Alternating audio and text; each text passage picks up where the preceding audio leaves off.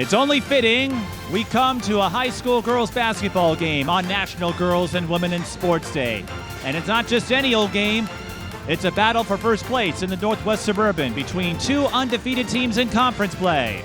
The Maple Grove Crimson and the Andover Huskies, both top 10 teams in Class 4A, both 17-3, and both possible sleepers in the Class 4A field.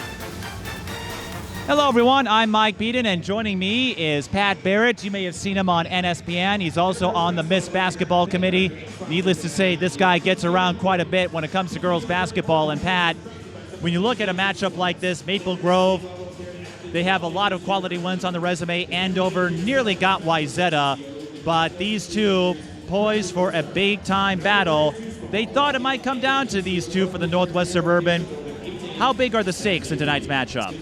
Well, obviously big, both undefeated in the conference, and they're not going to meet again, so this really is the game for the conference, barring something strange. Maple Grove has been the belle of the ball for 3 years. They haven't lost since they lost to Elk River last game of the year 2.5 years ago in the conference, so they're expected to win.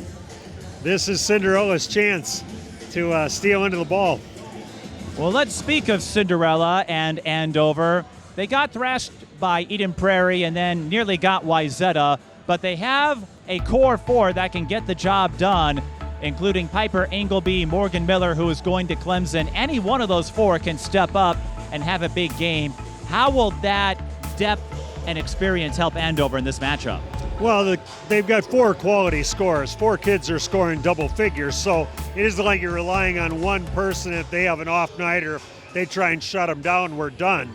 With four scorers, it makes it a little tougher duty for Mark Cook's team to shut them down.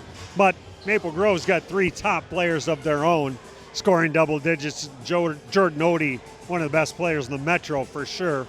And so if they can keep her under control, then we got a ball game. The big three for Maple Grove are the aforementioned Jordan Ode, the Michigan State verbal, Claire Stern going to North Dakota State, and Ava Cassette. Ode and Stern in particular have come up clutch in those big games, including Providence Academy. Ode had 33, and Claire Stern had a phenomenal second half.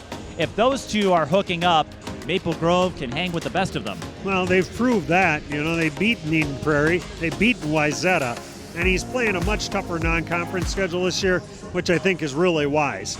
If you're going to go with the big girls and move over to the Lake Conference and play that level of basketball, you better start playing it during the season so that you know what to expect. You get to a big game, it's not as big a deal because we've seen that caliber of team all season long in our non-conference. They've got Minnetonka coming up next week, so they'll be battle-tested come turning time and hopefully get over the hump for them this year and get to the state tournament. Well, we expect a high-quality chess match of sorts in the battle for first place in the Northwest Suburban. We'll be back for the starting lineups. You're watching high school girls basketball. Twin Cities Sports Broadcasting, and a whole lot more. That's what you get from TSB Television. We provide long-lasting digital coverage of your favorite athletes from the preps to the pros. Dazzling moves. Holloman, good if it goes. Yes! Game winners. James, she's in trouble. Finds James, toss shot, it goes in! And everything in between. Before we let you go, do you want to say hi to anybody? Oh, I don't know. Let's put me on the spot there. If you want to connect with our audience, visit us at patreon.com/TSB Television or sponsor our coverage through PayPal and Cash App. Thank you for watching. Senior wing, number 14, Claire. We're back at Andover. Mike Peden and Pat Barrett with you. And Pat, we were talking about the talent with these two teams.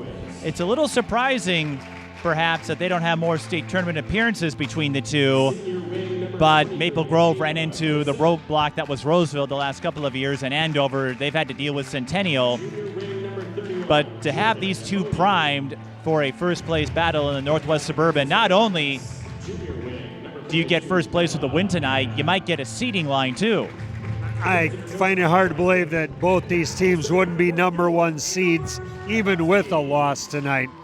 7-4A arguably has been the poorest section in girls basketball in 4A for a long time. They haven't had, Mike, a team win a quarterfinal game since last century in 7-4A. So they should be the decided favorite.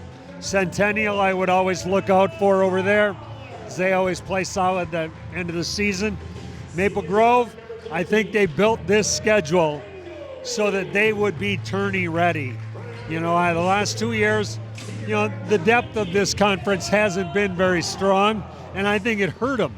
They weren't ready for the physicality that you run into when you played Roseville the last couple of years. Now Roseville's moved on to a different section, but this is his best team for a while, so I would say both should be the favorites in their sections. Here are the starters for the two sides. Maple Grove, same five as usual. Claire Stern, the NDSU commit. Kate Holmquist, Ava Cassette, Jordan Ode, the Michigan State Verbal, and Isabella Hanna. Andover will start Piper Engelby, Emma Frost, Lacey Heppel, Morgan Miller, the Clemson commit, and Anna Vaaler. A lot of college commits on these two, and to your point, Pat, about sections, Andover, they've done enough. The one seed should be theirs. They swept Centennial, they swept Anoka. That should be more than enough to hang on to that one seed. And Maple Grove, as you said, should get the one seed in their section. One change that I think benefited Maple Grove, the Northwest Suburban opted to remove the divisional format, so everyone plays each other once. You had the option to play a conference foe twice, but that gave them more flexibility in scheduling, and I think that's why Maple Grove was able to load it with the top league teams and Providence Academy. No question, Mike, and I firmly believe it'll help them come tourney time. Well, it already has resulted in a few big wins in their favor. Andover with the ball first. Here's a three from the corner. Anna Vaaler connects. Anna Vaaler, one of those 4 double-digit scores for the Huskies. I find interesting, Mike, as an old-time basketball coach, interesting to see who takes the bulk of the shots in big games. Because usually there's a quota for how many shots a player themselves expects to probably take. And sometimes if you can take advantage of that, you can really shut people down. Maple Grove taking advantage of some second chances there. I talked with Blake Nichols beforehand. He said that was going to be a key, much like the Wayzata game, limiting Maple Grove to one and done. Claire Stern scoring. And based on that assessment with quotas, Maple Grove ball, you think Claire Stern and Jordan Ode would probably get a lot of shots in a matchup like this. No question. If you're going to run plays for somebody, that's who you're probably running plays for. The other kids contribute, kick in. They don't look scared. I broadcast their game against Hopkins, and they played Hopkins tooth and nail to the end of the game. But still, there's a quota everyone expects. And if you can force somebody to have to take more, it can really play to your advantage. Jordan Ode with the dribble drive. Ode had 33, a season high against Providence Academy. And I stuck around for that game. I wasn't calling it, of course. I did the earlier games at STMA. But Maple Grove had a chance to win it. Here's a three for Andover. That doesn't go in. Claire Stern picks up the rebound. Vaaler's their top scorer, so I'm sure she's going to get her quota tonight if they're going to win. That's Ava Cassette going baseline. Maple Grove with a 6-3 lead.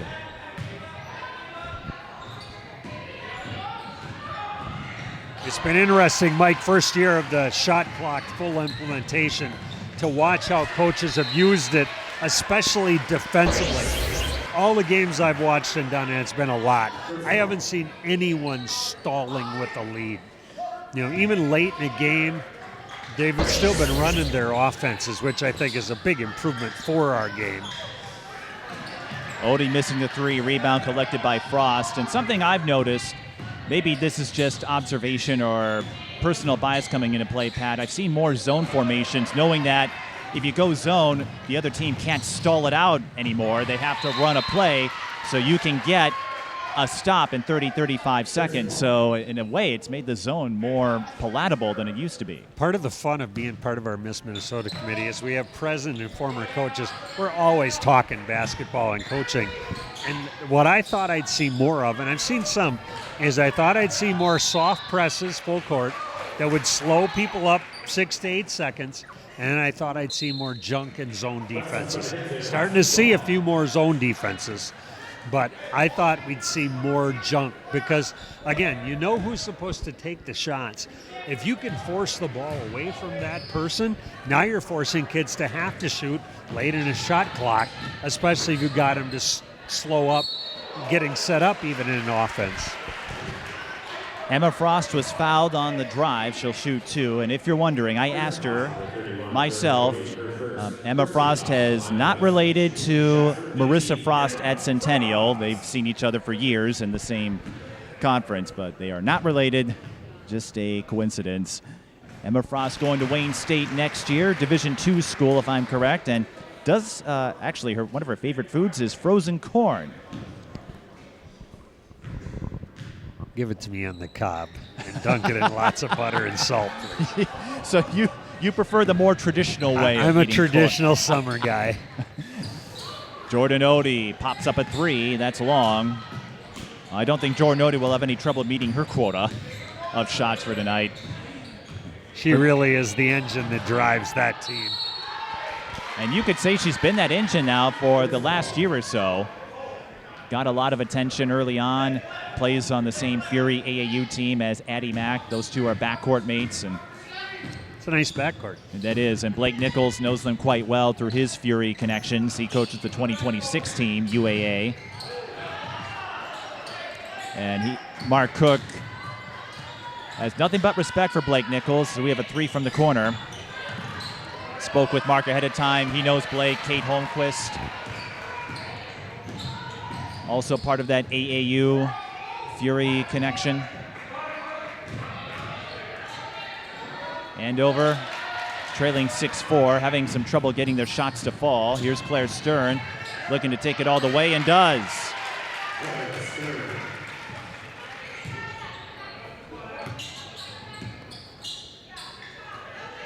8-4, Maple Grove over Andover. The two teams undefeated in conference play. Euro step. Andover gets the save. That was Engelby. I think it touched rim, which allowed her to get it. And that's Anna Vaaler making a tricky shot work. Vaaler's got 5 in the early going. There's Ode out at the key, trying to work off that Bella Hanna screen. Now Cassette's got it. She's fouled. She'll shoot 2. Cassette averaging over 10 a game. Yeah, she's averaging 10-4. Claire Stern comes in 14-6, and Ode 21-8. They're the big 3 for sure for them. And the game I covered at Hopkins, Claire Stern was scoreless in the first half, and they were down double digits. Second half, I think she had 14, and they drove it back to a 1-possession game. So obviously a key player. Shut her or Cassette down, it gives you a lot better chance to win. Empty possession for Maple Grove as Cassette could not hit her free throws. Morgan Miller around Hannah. She scoops it in.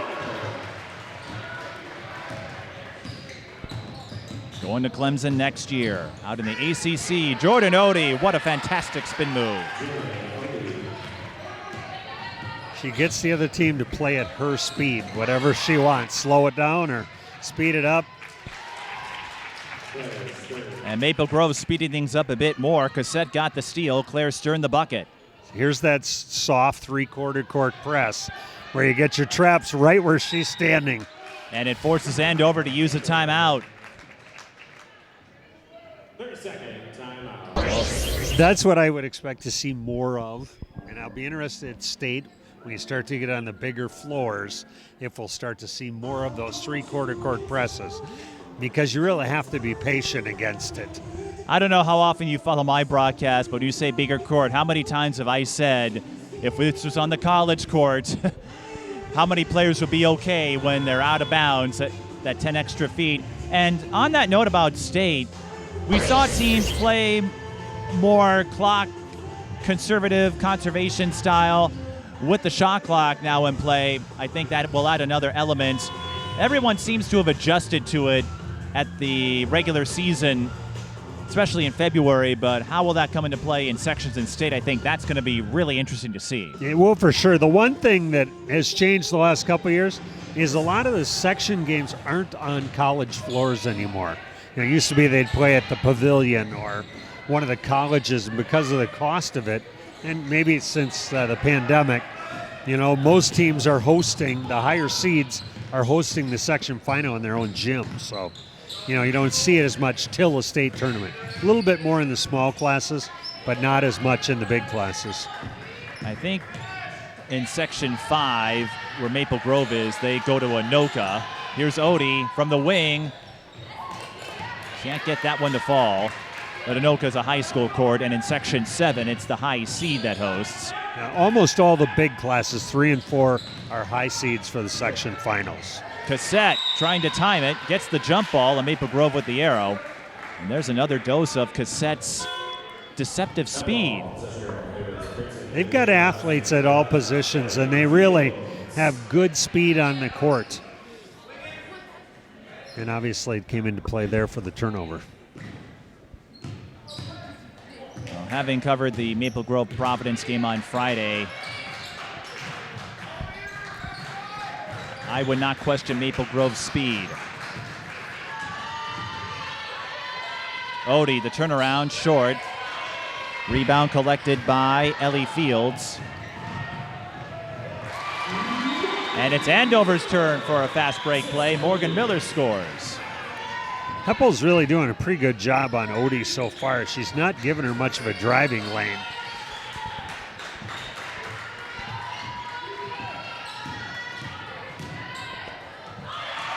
That is Vaaler with the rejection against Lexi Hanna. Loose ball. Maple Grove will take over. The one-handed pass will drive every coach to drink.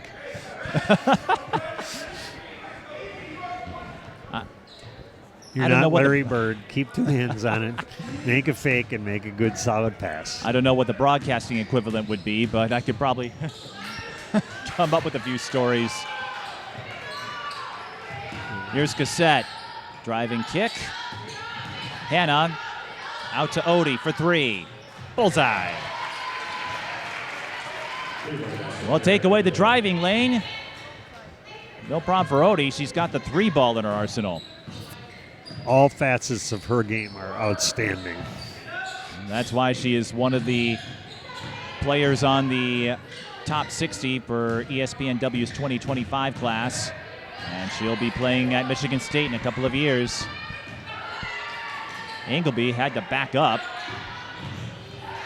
Maple Grove walling off the interior, 6 to shoot. This is Vaaler. The runner drops in. You can see at this point she's the go-to person for Andover when they get in trouble. Andover forcing the tie-up. Ellie Fields preventing Jordan Ode from a fast break layup.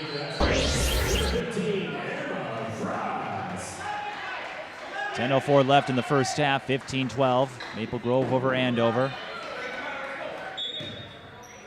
We talked about the relative lack of state tournament appearances. Maple Grove, their last time in the Big 8 was 2019. For Andover, it was 2017 with Danninger, who I think went to Wisconsin. I think she ended up at DePaul. DePaul, okay. It's been a while. I think she ended up her graduate year. I think she went to NDSU or North Dakota, one of those. But she was DePaul originally. DePaul. I remember she was one of the big names. That was so long ago. Ava Cassette rips a 3 through the net. And Maple Grove embracing the 3 ball here. They've got 18 points, and it's their top 3 players up all 18. That's what you want if you're Maple Grove. You were saying against Hopkins, Stern was struggling early. Once she got going, they were able to make a fight of it. Likewise, well, that Providence game, they were never out of it. Neither team led by more than 7, but folks like Cassette and Holmquist picked up the slack for Stern, and then Claire took over in the second half. Here's Cassette on the drive. She'll shoot 2. Missed her last two.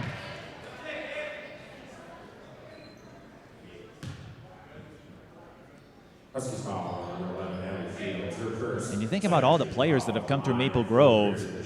Kennedy Click, who is recovering, going through rehab with that ACL injury. I would have Recently- liked to have seen that team, Mike, before Lamker got hurt with Schulte. If they would have had them as I think they had a chance that year, healthy, that they could have gone to the state tournament and competed at a pretty good level with those two. But Lamker, don't think has ever been quite the same since that knee problem she had her senior year. And if you go back even further, I remember when Mackenzie Barta was one of the top players. She went to Harvard, if I was correct. The daughter of Chuck Barta, the Lynx athletic trainer. She was no slouch. They had a good ball club then. I think that was the last state tournament trip before then. Andover pinched out of bounds. Maple Grove takes over, 19-12 the score after Cassette split her last time up. 2019, again, was the last time Maple Grove reached the big dance.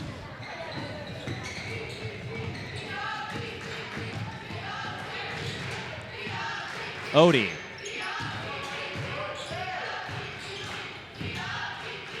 Into a hole, traveling call. We were talking about this in the open, and I'm curious to get your take on it, but the Providence Academy game, I think another example. Up until recently, Maple Grove always seemed to have trouble with those big ones, the big games, those non-conference games. And they haven't won them all, but you beat Wayzata, Eden Prairie, and Providence Academy. They're, in some respects, turning the corner that had eluded them for so long. No question. They look like they belong in every one of those big games this year. In the past, that wasn't always the case. They're battling, they're tough inside, they're handling their own. I said I did the Hopkins game, and you know how Hopkins plays. And they were right there, punch for punch with Hopkins. And how about Hopkins? Everyone thought they might come back to earth a bit, or as Kevin Anderson put it, maybe not Hopkins win state. And they followed that Maple Grove game with a big win over Minnetonka. It may not secure them the 4A title, but it's going to at least make that race more up for grabs as Cassette launches a three and connects. It's such a long season that, you know, the ups and downs, you can just stay steady. Minnetonka plays so great against Providence Academy, and then you got to turn around and play Hopkins a couple of days later, and to Hopkins' credit, they were ready to play after beating Maple Grove and took it to them. A speedy baseline drive for Emma Frost gets her on the board. That's her first field goal. But Maple Grove leading 22-14. Bella Hanna back out, cross-court skip, Cassette another three, off the back iron. Vaaler collects the rebound. Frost out at the key. Looking to penetrate, charge. Cassette squared up. No, I take that back, it's Holmquist. Either way, Maple Grove was ready. Second one on Frost. And that's one of your key playmakers. She will stay on the floor for now. And I'm curious, Pat, with Maple Grove getting these big wins, presuming they get out of Section 5, you think they might have a chance to perhaps spoil what we thought would be a late conference showing in state? I would say this, with their season that they've had, no matter what happens in the Minnetonka game, I think they put themselves in the top 5 discussion. This is the last year we'll have to deal with the nonsense of seeding only 5. Yeah, That's I believe. a political statement right there. Well, we pushed for it for a decade. We talked to them, we submitted last spring, and then they postpone it and say that we all have to start the same season. So they bumped us back to next year. But only seeding 5, I can't believe they'd be kept out of the 5 if they get to the state tournament. Considering how sections are arranged, I would think they're ranked number 3. Now, I know polling isn't the same as seeding. So let's say all of what you think are the ones would win. Nice defense there. Here comes Stern on the other end. Maple Grove coming up with a couple of stops. 3 ball, long. Rebound. Taken by Andover's Annika Olsen. Anyway, I'll wrap up my point. Should be Hopkins or Wayzata out of their section. That's one top seed. Minnetonka, Eden Prairie, or maybe Prior Lake or someone out of that section. That's a seed. Lakeville Norris probably the definitive favorite in theirs. They're probably a seed. St. Michael definitive out of Section 8. That's a seed. Maple Grove's right there with those teams. Blair Stern scores on the drive. Depending on what happens with the Minnetonka game Tuesday, a win there would certainly secure them a 5. But you got to get to state first. Right. And that's been the stumbling block for them. Here's a 3 from the corner. Too long. Morgan Miller's there. Was looking for a passing route. And it will stay Andover ball. Well, I was reading that the other sports, volleyball is switching to 1 through 8 now. And speaking as a fan, I'm not on these committees, but we've seen on the big tournaments, I've always said, you know what, if I'm the 8, I would take that as a little extra dose of motivation. Let's play the upset card. Well, everyone assumes that it's the 8 anyway. Whoever gets stuck against the likes of Hopkins or Minnetonka, they always assume, well, he must be the 8. Well, that's not always the case. Engelby scoring for Andover with the shot clock winding down, but it's Maple Grove who still leads by 8. 4:50 to play in the first half. Hannah. I mean, the history of it has been that there was a soccer team from the central part of Minnesota that had like 2 losses and got seeded 8. And that's what led to seeding only 4 teams at first, and then it went to 5. Piper Engelby plants a 3-point seed for Andover in transition, and Andover trying to mount a little run here. Jordan Ode looking to change that on the drive and the finish. Jordan Ode, you said, can score in so many facets, all 3 levels. Jordan Ode has conquered them all. It isn't like she's looking only for her shot. She's running the show and getting the ball where it needs to be. Jump ball, Maple Grove with the arrow.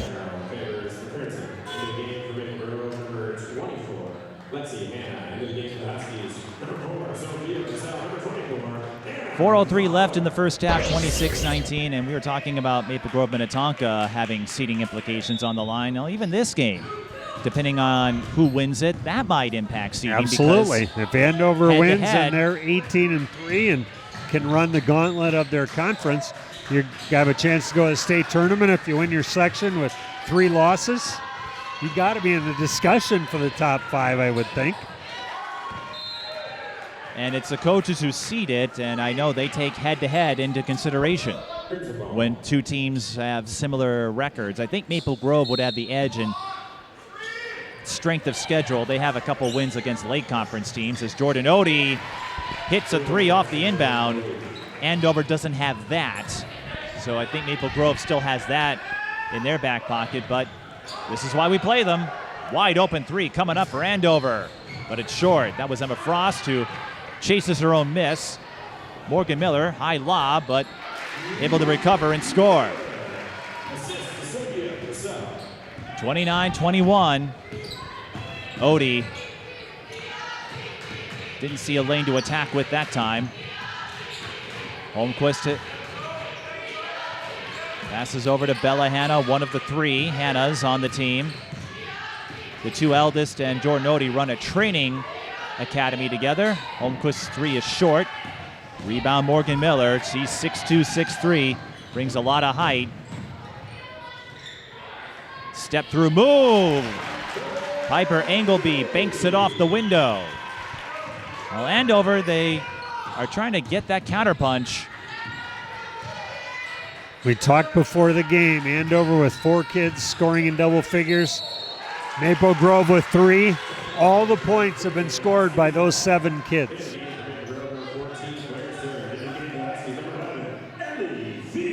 That may not surprise you. Not at all. If you've seen these 2, and I know you and I both have.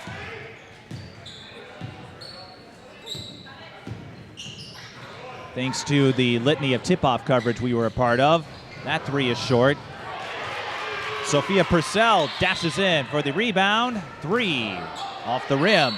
Rebound and 1. Engelby.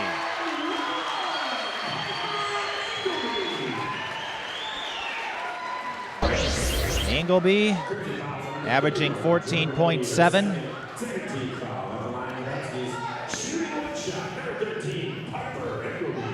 Two on Ode with 2:12 left in the half. Coach, do you take her out? I don't see anyone being motioned to the scores table, so I think they'll chance it. Cassette had an opening, just missed it. Piper Engelby into the scrum to get the rock. Vaaler, Engelby, the runner, offline. I'm not surprised Ode's staying in there, though. I've noticed a lot of these top players are pretty smart conducting themselves. They know how to stay out of trouble. And that's one way to stay out of trouble. Just hand the ball off to your three-point sharpshooters. Ava Cassette up to 12. 1:30 to go, and that was a big bucket for Maple Grove when it looked like Andover was threatening. They were absolutely had the momentum. It was a huge bucket.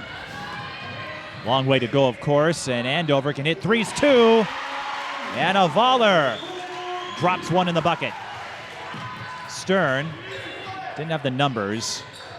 Holmquist to Cassette, lobs to Stern. Just over a minute left in the first half. Here's the change, Mike. With 2 fouls, Maple Grove would be holding this ball for the last shot without the shot clock, I guarantee you, to keep Ode out of foul trouble. Instead, Andover gets the steal. Maple Grove able to break up the play and stop the transition look.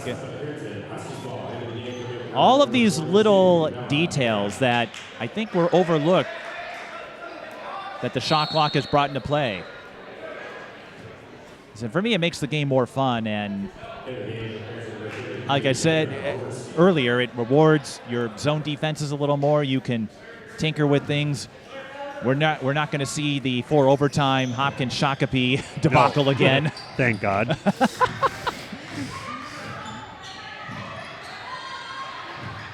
Or Wasika Marshall from sections a few years ago. That was another one. That was a debacle.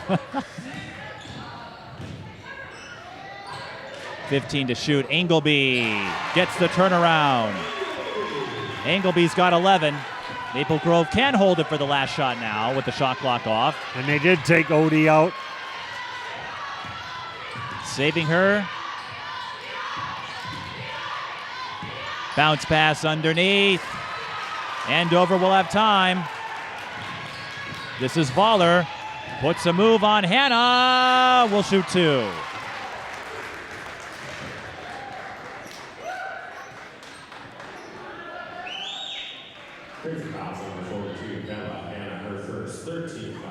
Vaaler, the leading scorer for Andover, has a 30-point game to her credit.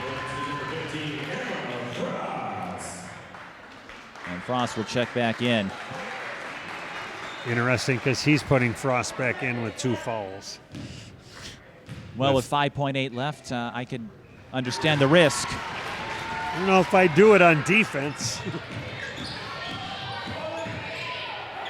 3 won't go in. And that's halftime. So all the big name scorers have all the points so far. And we end the first half the way we started, even at 32. Maple Grove, they built a 10-point lead. Andover was able to battle back. What do you think that will say about the second half? Well, neither team's in foul trouble. I think it was 3 fouls to 2 or something in the first half. So that probably won't be a factor in the game. It'll be interesting to see if they get any contributions from any of the other kids, because we talked, those 7 kids who have all the points all came in scoring more than double digits. And so it'll come down to the best players making the best plays down the stretch. We got a heck of a ball game. We'll find out who wins when we come back. This is high school girls basketball, Maple Grove and Andover, even at 32. Twin Cities sports broadcasting, and a whole lot more. That's what you get from TSB Television. We provide long-lasting digital coverage of your favorite athletes from the preps to the pros. Dazzling moves. Holloman, good if it goes. Yes! Game winners. From James. She's in trouble. Finds James. Toss shot. It goes in. And everything in between. Before we let you go, do you want to say hi to anybody? Oh, I don't know. That put me on the spot there. If you want to connect with our audience, visit us at patreon.com/TSB Television or sponsor our coverage through PayPal and Cash App. Thank you for watching. Mike Peden and Pat Barrett here at Andover, where we are even at 32. Maple Grove and Andover, a battle for first place in the Northwest Suburban. The first half numbers go something like this. Jordan Ode, Ava Cassette, and Claire Stern, the only three to have scored from Maple Grove, 12, 12, and 8 respectively. And for Andover, their big four have all their points, led by Anna Vaaler with 12, Piper Engelby with 11. Pat, I guess it's going to come down to who can keep the other in check, perhaps, because everyone we expected to contribute has.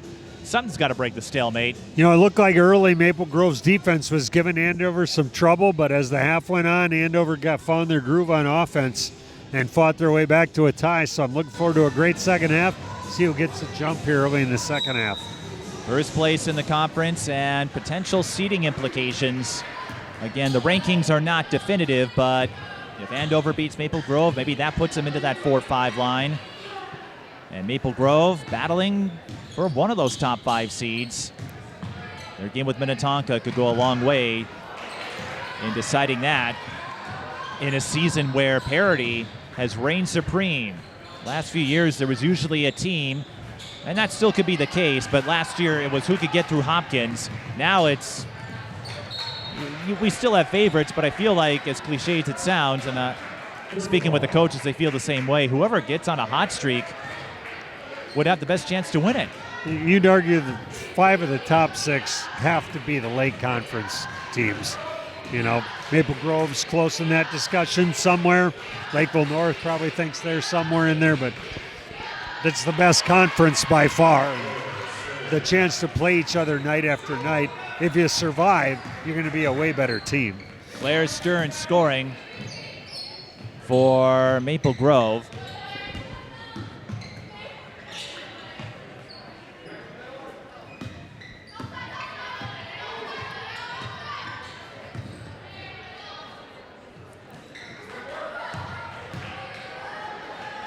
Going inside, that was Morgan Miller. She comes up short.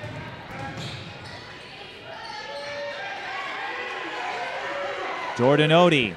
You could see strategy-wise, Mike, defensively, Mark Cook, they are not leaving the shooters on the perimeter. Jordan Ode from the key moves in for 2 more. She's got 14. Our alto saxophonist. You look at how the perimeter defense is spread out. They're not helping inside hardly at all. Andover says right back at you. Emma Frost on the dribble drive. Maple Grove looking to get another one. Too strong. That is Engelby with the rebound. Here's a 3 for Vaaler. The Sioux Falls commit can't put it down.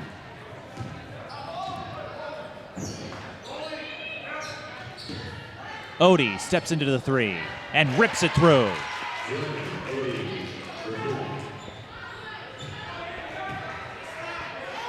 Jordan Ode with 17 points. I feel like in the 2025 class, she gets a little lost in the sauce, to use the phrase. You got Aaliyah Crump, who's done wonderful things in Minnetonka. Addie Mack, one of the top scorers in the state. And there's Ode again. And I wonder, maybe because Maple Grove hasn't made state, but Jordan Ode, I feel, can hang with the best of them, if not surpass them. Basketball people know who she is. Nobody that's watched any basketball has missed her. And the Breakdown partnership for NSPN and them has had a chance to highlight those people running into each other a lot. It's great for basketball. Well, Michigan State certainly didn't overlook Jordan Ode. That's Morgan Miller who scored for Andover. 41-36. Jordan Ode with 7 second-half points already. Stern got hacked by Miller. She'll shoot 2. Claire Stern going to North Dakota State. Out in the Summit League. Husky's foul was on number 21, Jordan Ode, her first team foul. The line for Clemson shooting 2 shots, number 14, Claire Stern. Stern knocks down the front end.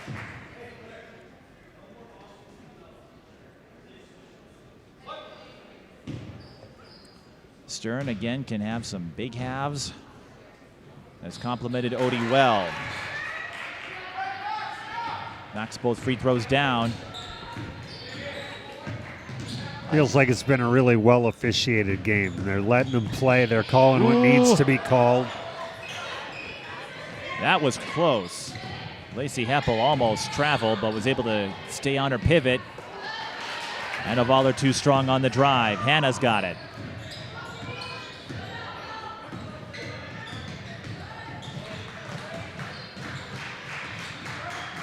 Holmquist kicks out. Hannah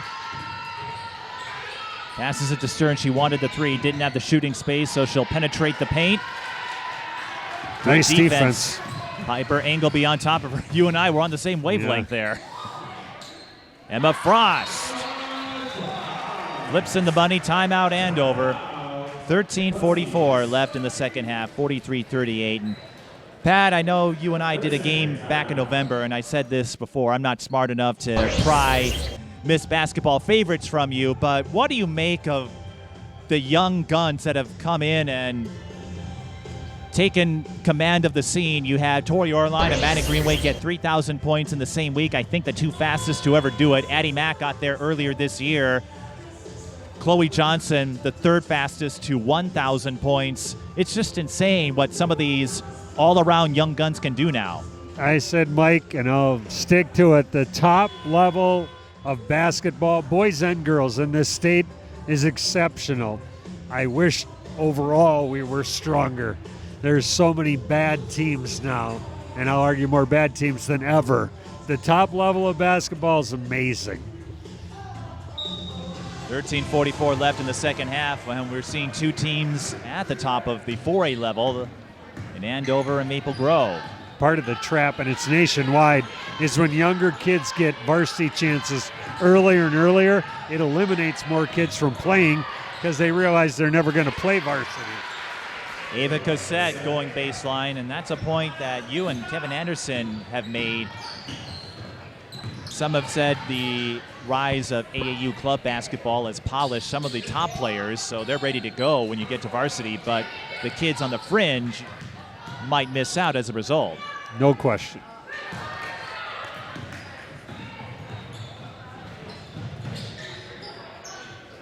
Seems like Coach Nichols' strategy, they're attacking Ode. They want to get her out of this game.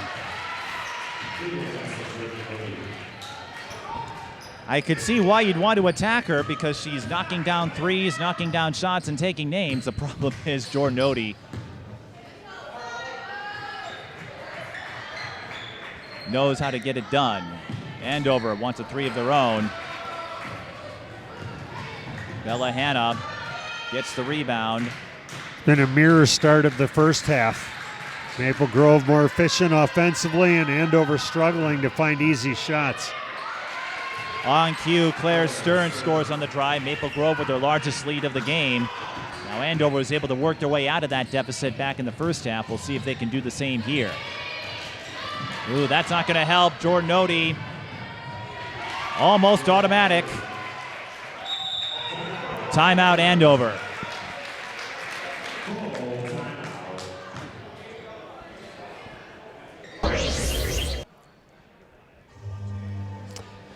Their good defense is leading to their offense, and their offense is clicking. And again, look at the scoreboard. 7 kids have scored, 4 for Andover, 3 for Maple Grove. And I always said, if you're going to beat a good team, you've got to stop one of their top kids. If you can take one of them out of the game, now you've got a chance. If you let all the good kids click and score, you're going to have a hard time beating them. Well, Jordan Ode up to 24 points. That makes it 5 out of the last 6 where she has scored 20 or more, including that 33-point effort against Providence Academy. Pat, you're saying you got to take one of those top kids out of there, Jordan Ode.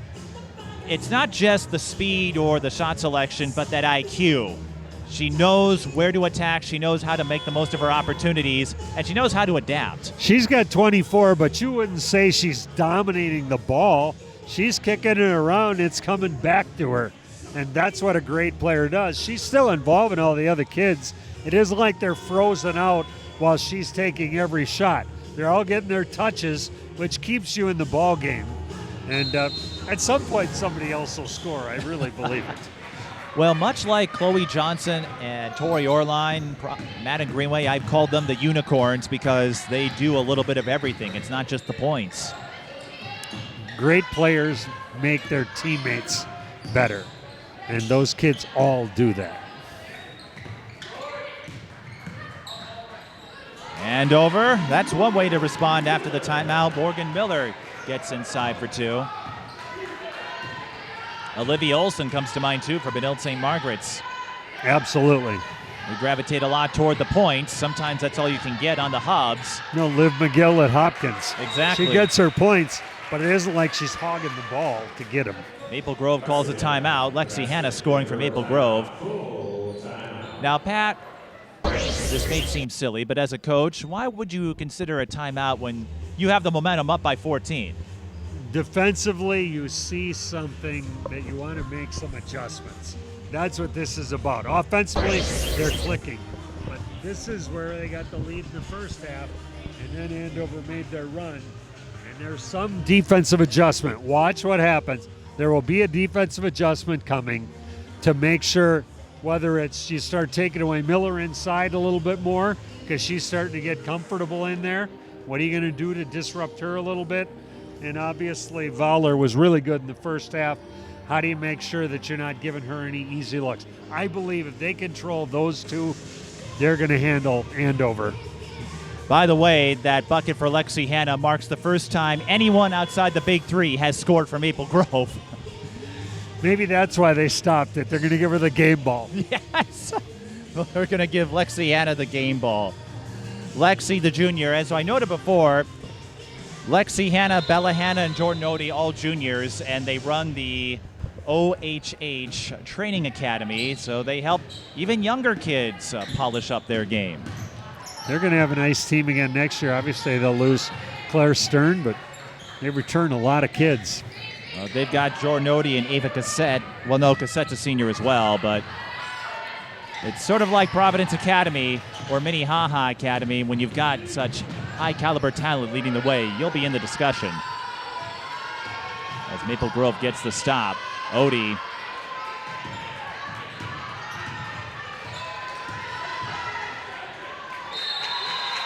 jump ball. Andover with the arrow. 10:45 left. She's got 24, but really they've done a good job on her. They've taken away a lot of driving lanes on her, and it made it tough. She's just a really good player and has made the adjustments. What's the saying? Sometimes a great offense beats a good defense, something like that? I think it's defense wins championships Or is that the one one too. I remember. I'm just in the likes of Ode, noting her situation. Andover's been able to make a few plays, but sometimes Jordan Ode was able to get the better of them. But yes, defense does win championships too. Offense sells programs. Well, Back in the old days when you had to buy programs at big-time games. yes. Now they're on your phone. That's a long two, and it doesn't drop in for Kendra Overski. And you know what? The best teams find a way to combine both. Nice defense there. Beat her to the spot.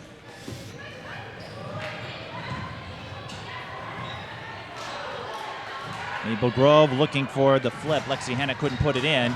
Missed chance there. Andover looking for the leak out. It's too long.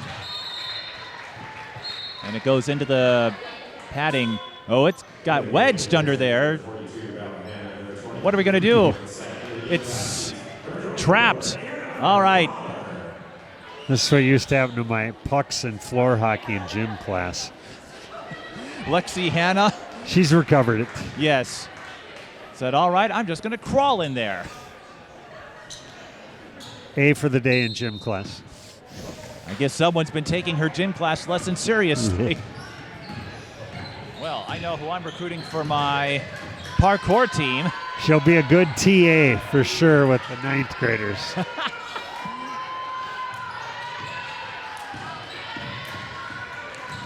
Ode found a lane. I think Jordan Ode's first step has opened up quite a few driving lanes when Andover tried to cut her off. Loose ball. Purcell picks it up.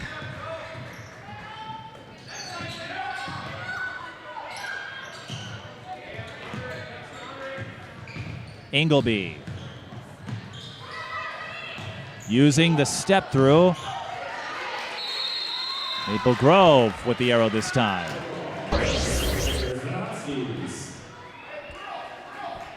Defensively, Maple Grove has been excellent this second half. There hasn't been hardly a good look. And in the games I've seen them play this season, the second half is where they tend to make their move. I mean, defensively, they're closing down every lane. And they found a few lanes of their own to attack on offense. Hannah to Lexi Hannah. Bella to Lexi, that is. That always trips me up when you've got 2 or 3 Hannahs on the floor. Just say Hannah, you'll be safe. Right. Well, I want to let viewers know which one it is. Morgan Miller was cut off in the low post.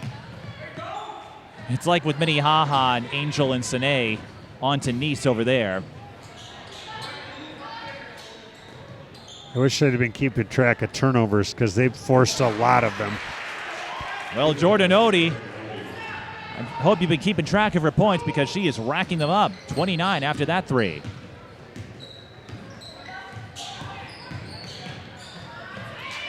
Morgan Miller finally gets a bucket for Andover, but time is running out for the Huskies. Maple Grove up by 17 and burning like crimson.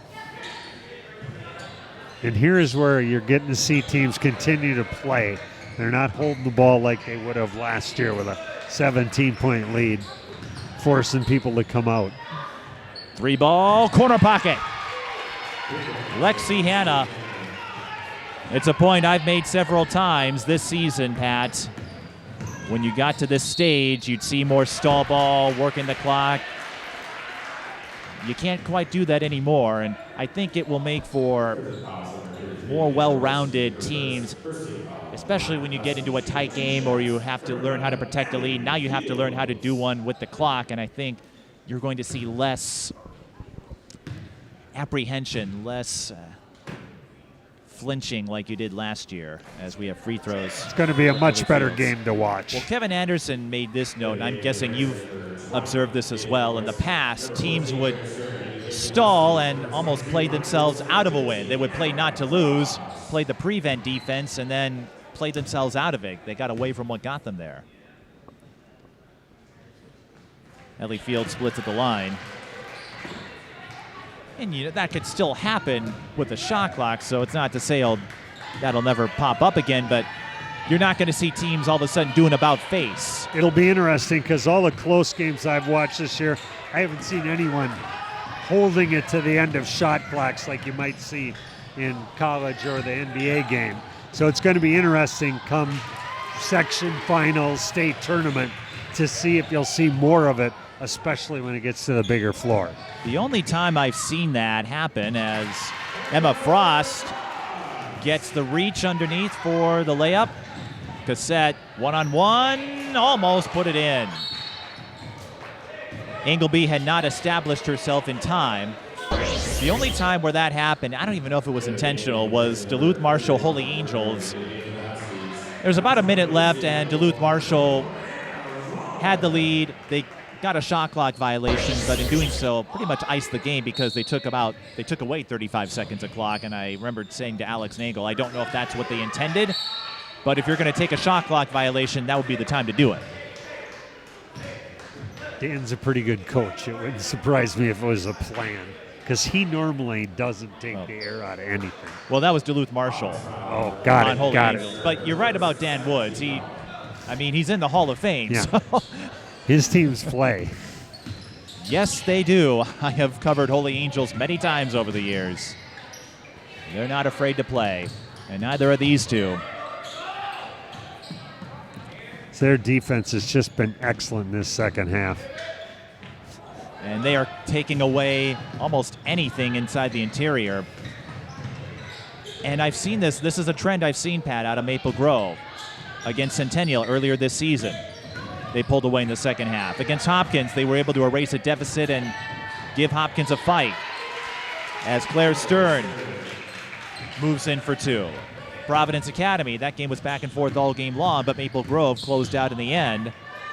And look at what they did against Wayzata earlier this season. They turned the second half into a runaway. I was trying to watch who's controlling the tempo of the game. Who's determining what speed it's being played at? And it feels like most of the night it's been Maple Grove. That when they went to their three-quarter court press, it really slowed up Andover. Now they're just playing good, hard-nosed, half-court defense. And Andover's having a heck of a time even getting a shot off. That one barely beat the buzzer, but it rimmed out. Annika Olsen in a pressure cooker spot. Stern pulls up, swish. Timeout Andover. It's nearing midnight. 5:03 left. The carriage is about to turn back into the pumpkin. And meanwhile, Maple Grove playing like Crimson and Clover. I'll show myself out. That's okay. Maybe they'll put a little Tommy James on for you on the music. Oh, if you follow my broadcast, it's almost impossible for me not to make at least one musical reference. I was a disc jockey in my first career, so you throw it out there, I'll recognize it. In other words, what you're telling me is NSBN should not pair us together for state basketball, or they will regret it. As long as we promise not to sing, I think we'll be okay. Right. If I sing, it would turn into a rendition of Enrico Palazzo, if you understand that reference. That's a little over my head, but I could tell you it would be a riot of people going out if I start singing. The Naked Gun, Leslie Nielsen. Oh, got it, he sure. had to sing the national anthem. Well, speaking of singing, I think we've got to sing the praises of Jordan Ode and Claire Stern. 29-18, Ava Cassette, a quiet second half, but much like the Providence Academy game, Stern and Ode, they steer the ship. They're at the helm of the Enterprise, and they know what course to lay in. They have made the plays tonight that have made the difference. There's no doubt about it. But credit Maple Grove's team defense. They are giving nothing easy this second half. They've got 13 points with under 5 minutes to go. That means they've scored a point a minute. That's not the ratio you want. You're not going to win too many games scoring a point a minute anymore. You might have in the Hickory days. Or Providence Academy pre-Connor gets him at Greenway. Yep. Kick ball. Good call. We'll hand the ball back to Andover. 4:36 to go. And with Maple Grove looking like they have the win secured, I wanted to get your take on this, Pat. It's held the first Wednesday in February every year, but I know Wednesday's usually a lighter night on the sports side, but I'm surprised. I'm a little surprised, and I'm hopeful that maybe we'll see more people make an event out of this National Girls and Women in Sports Day. I'll tell you part of it too, Mike. There aren't enough officials to play just Tuesdays and Fridays. Right. They've had to move games. They've had to move games to Mondays and nights. Wednesdays and some Saturdays because we don't have enough officials. We got them sitting, but they're all down here in the stands. They don't have a whistle on. I see what you did there. Yeah. Here's Cassette for three. Swish. They've been the three-headed monster tonight. The Hydra. And the Hydra taking flight. High-low for Andover. Morgan Miller scores, but that hasn't happened often enough for Andover. Like you said, Maple Grove doing a terrific job sealing off the lane in the second half. Well, they've shut out Engelby and they've shut out Vaaler the second half. And those are the top two scorers for Andover. Like you were saying earlier. That's how you win big games, is you take somebody's best players out of it. If you can get one of them out, you got a good chance. You got two of them that are scoreless in the second half. That's why we've got a 22-point difference. Like you were saying earlier, you don't have to stop them all. And I know some coaches, everyone's a little different. Some will say, well, this person we know will get her points. I go back to the Providence Crosby-Ironton game last week. Tori Orline didn't break out for 30, but she had a solid game, but they were able to limit the effectiveness of everyone else. Yep. Said you're not going to shut out a Greenway or an Orline, but if you can keep them at least under control and you can stop one other main player, you're going to win, usually. You just are. And you can see it tonight. They've taken Engelby and Vaaler totally out of the game in the second half. 69-47. And Pat, going back to the earlier discussion, I'm guessing when you were younger, this whole National Girls and Women in Sports Day and really all of the attention devoted to women's sports was probably a pipe dream. When I started coaching, and this is mid-'80s, that was a time that first year of the smaller ball for girls. Imagine boys playing basketball with a medicine ball. That's about what it had to feel like for some of the girls shooting a guy's basketball. So that was the first good adjustment. There was a time when girls played Monday, Thursday, and boys Tuesday, Friday. Girls never got a Friday. Well, then they started going to Tuesday, Friday, Thursday. So if boys plays Tuesday, Friday, girls played on Thursday, and then they flip-flopped the next week. Well, I'll tell you what it led to then. People started coming to watch good girls games because they could. Now you can't hardly do it anymore because everybody, for the most part, is playing opposite sites in conference, same teams. So you can't get very many big crowds unless it's a breakdown event, or a rare Saturday. Because the boys and girls are almost always playing same night. And it makes for easier supervision, but it sure doesn't make for a great atmosphere. And then we had question, why don't we have bigger crowds at the state tournament? Those people never see our girls play. Here's another three. That's long, and under 2 minutes to go. Maple Grove, they've got this wrapped up, and that's a dribble drive for Annika Olsen. I look back on the time Iowa, they played 6-on-6 ball up until 93. And it was more well attended than the boys' state tournament. Even Think with the that. old school. Yep, Oklahoma and and Iowa were still the last ones doing it. Jordan Ode looking for their second 30-point game. Won't get it there. Yeah, think about that. That's a long time ago in some people's lifetimes. Not in mine. For these kids, they'd be like, what are you talking about? Yeah. Now, girls couldn't handle it. Caitlin Clark's era, much different story now. Yep. Well, Caitlin Clark really, Mike, is the face of college basketball. Not women's basketball, college basketball, period.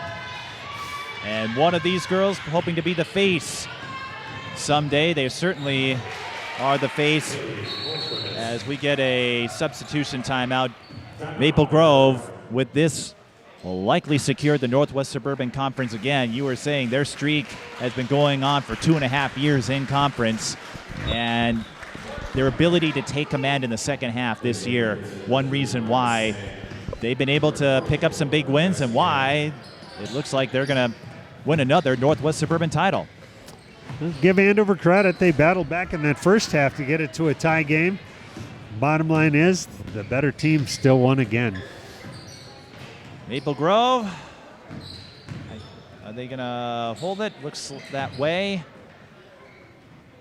That's what they are doing. No need to do anything more.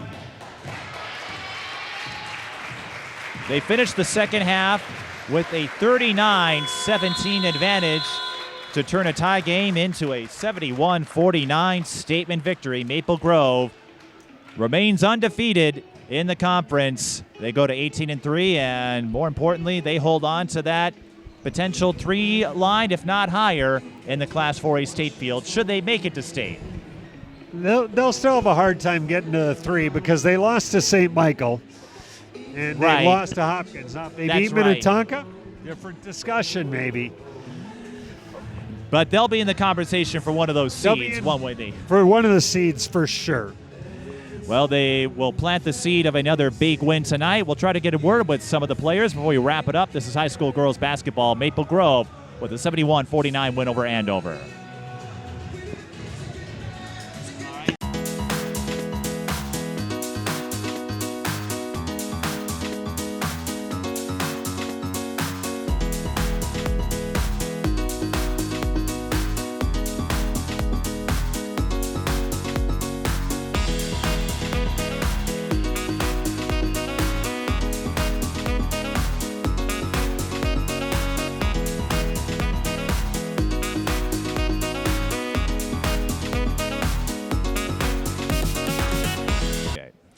Joining me are Ava Cassette and Jordan Ode. Claire Stern, a little under the weather, but that didn't stop her from 18 points. And Ava, you had 17, and a strong first half. You're one of the big three for Maple Grove, and you put together a fine defensive effort in the second half to turn a tie game into a runaway. What is it about Maple Grove this year where they're able to take command in the second half like you have, and may not always get the win, but you find a way to make the adjustments you need to get in there? We definitely always do a good job of regrouping at halftime. We're always on the same page and make sure we feel that way going in the second half. And if there's things we need to learn and bring into the second half from the first, we always make sure to do that. And for you, I understand a year or two ago you missed a season with an ACL injury. I'm trying to remember when exactly that happened. But to come back and perform the way you have this last year or so, what does it mean about perseverance, and how exciting is it to play an active role in what Maple Grove has put together? It was definitely a setback, but I knew coming back I was going to have to do everything I could to help my team, and my team has been super supportive, and over the summer they all helped me and brought me back into the loop. So it's been a really good season so far with my team. I'd like to think you weren't too far out of the loop, being around the bench and having folks like Jordan and the Hannahs helping you along the way. And what does it mean to get a win like this against a top 10 team? You get first place in the Northwest Suburban. You keep your conference streak going of over 2.5 years and send another reminder that you're on a mission this time around. Yeah, definitely this was a big win, and I think that racking up all these big wins before state is definitely going to help us, especially facing tough teams and knowing what to do in those types of situations. Jordan, I know you had a couple of chances there to try to get another 30-point game. That didn't quite happen, so you'll have to wait until next time. But you got 29, and you really helped set the tone to start the second half. You had 7 points in quick succession. Where did you sense an opening, an adjustment to make the move for Maple Grove? I thought in the first half we were getting open shots, we just weren't hitting them. And in the second half, I thought our driving and kicking was really good, which is what we talked about at halftime. And those shots were wide open for me. So that's all credit to my teammates. And on defense, Pat and I were following the game, and we noticed where you succeeded most was taking away the inside, closing off the interior, and forcing Andover to play on the outside. Was that something you discussed at halftime? And when did you get the feeling that that adjustment would work in your favor? It definitely is, and it's something we work on in practice as well, just not letting them drive middle. So when they do drive middle, trying to close them off and force them back to the baseline. I'm sure you don't keep track of points, but up until one of the Hannahs, I think it was Lexi who got on the board, you, Ava, and Claire had all the scoring for Maple Grove. I'm guessing you don't draw it up that way, but when the three of you are in sync as well as you were tonight, what does that do for confidence and chemistry? It definitely helps a ton, especially having Ava and Claire as leaders on the team. It's super helpful for our team, and then going into state, that'll be super beneficial. But Lexi and all of the triplets and Kendra and everyone who played tonight, they just weren't hitting their shots like they normally do, and they'll fall eventually. So that's okay. Yeah. You know what? Maybe another session with the OHH Training Academy will help them out. I think so, too. I agree. And for the two of you, this happens to be National Girls and Women in Sports Day, held the first Wednesday in February every year. And I'm sure you've seen all of the posts from players, coaches, and people who are thankful for the opportunities that are available with women's sports. And I know it's a game, and you try not to make a big deal out of one game. It's all part of the longer goal. But what does it mean to have a chance to play on National Girls and Women in Sports Day, and what does that day mean for the two of you? It's awesome. I mean, women in sports are so cool. And, yeah, very interesting. Everyone loves to watch women, so. I agree, especially with my OHH basketball and even our little kids camp. Getting to empower younger girls is just so special for us. Yeah. Well, everyone loves watching women's sports. When you see the ratings for the college game, what Caitlin Clark has been able to draw, I would agree. And if you're not on that train yet, please get on it. There's never a bad time. You're never too late. There's a lot of great athletes. So, Eva, I've highlighted some secret talents with Jordan and Claire. Is there a fun fact or hidden talent about yourself? Because Jordan is a saxophonist, Claire's got ladder ball. What's your fun fact? Good, Ava. Shoot, put me on the spot. I would say I used to play the violin. Not too good anymore. Ava but was also in Spanish 5. She's fluent, bilingual in Spanish. Yeah. You were going to pass that up, Ava? I'm sorry. Pass up the fluency in Spanish? No, yeah, that's definitely my coolest trait for sure. That is a cool trait. You know what? If you ever decide to take with the violin again, you could do renditions in Spanish. Well, the lyrics, that is. Violin, I think, can speak any language. Fluent in Spanish. Well, that is an impressive achievement. You see, now I know why you've got Jordan as a teammate to help you out there. Oh, yeah. Yeah. We could be in the band together. I mean, she's got to rejoin. You could be in the band, and you could call her up for Spanish lessons, I'm sure, if you need them, right? Exactly. I'm in Spanish 5 right now, so we'd have a little conversation.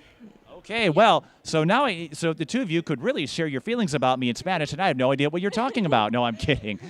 That is great, and I know a lot of college athletes who are fluent in a second language, Spanish included. That is really fun. So, Jordan, thanks for dropping that about Ava. She would have passed it up entirely, and then no one would know just how incredibly talented and versatile Ava Cassette is. So, before we go, you want to say hi to anybody? Hi, Mom. Hi to my family and my friends and all the OHH basketball girls. And do you want to say anything to the Spanish speakers out there? Hola, ¿cómo están? Watch women's sports. Estoy bien. That's good enough. I will take that as acceptable. Well, congrats on the win. Thanks for stopping by, and good luck the rest of the way. We're only 2 weeks to go in the regular season, so I hope they're good ones. A little more Spanish to close it out. So for Pat Barrett and the rest of our crew, I'm Mike Peden. Thank you for watching high school girls basketball. We'll see you next time.